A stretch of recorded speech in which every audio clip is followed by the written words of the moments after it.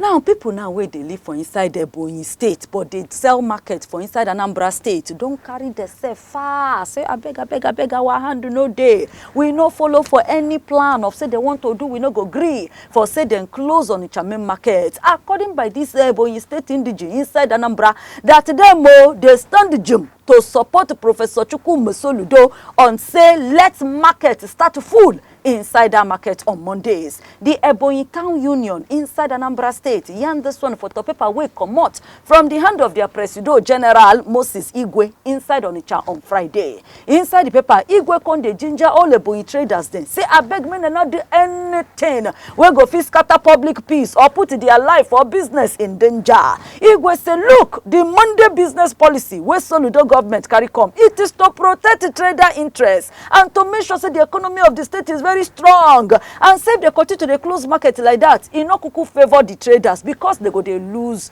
more and more.